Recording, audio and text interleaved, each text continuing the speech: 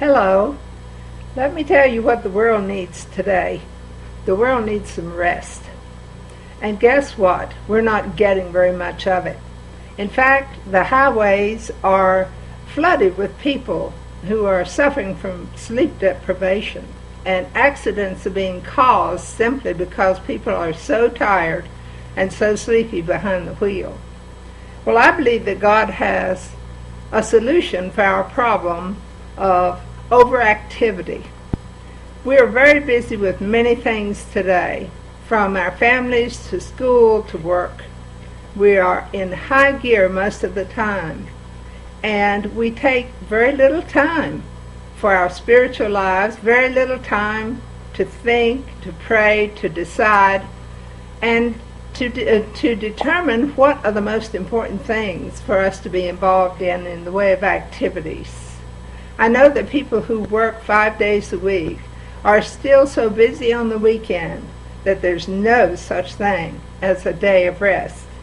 Well, God decided that He needed some rest when He created the world, and so He set aside the seventh day, the Sabbath day, for a day of rest. And I believe He was setting an example for all of us. And that is that if you run in high gear, something's going to explode. Your health is going to give way, your relationships are going to be damaged, and you're going to wander further and further away from God. But God has made promises to us in the same way that He did to Israel. That is, that we can enter into the rest that God provides. This is not always a ceasing from activity, but certainly we must take time to connect with God, to develop a relationship and an intimacy with Him, to read the Bible and to learn what the promises of God are to us. And we need to decide, is God in control of His world and His universe, or is He not? And if He is, can we trust some of our decision-making into His hands? Can we elect to slow down, to put aside some physical activities, and to determine to find the way to enter God's rest? Israel did not trust the things that God said to them, and so that nation never entered into the true rest and peace that God wanted for them. But we're no different. Do we believe what God's promises are in the Word of God? We need to examine ourselves. We need to realize that the responsibility for entering into a place of rest with God rests upon our shoulders. We have to decide.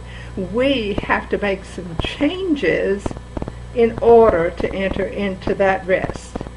Jesus is calling us today in Matthew chapter 11 when He said, "Come unto me, all you who are weary and heavy laden, and take my yoke upon you, because it's easy and light, and you will find rest for your souls."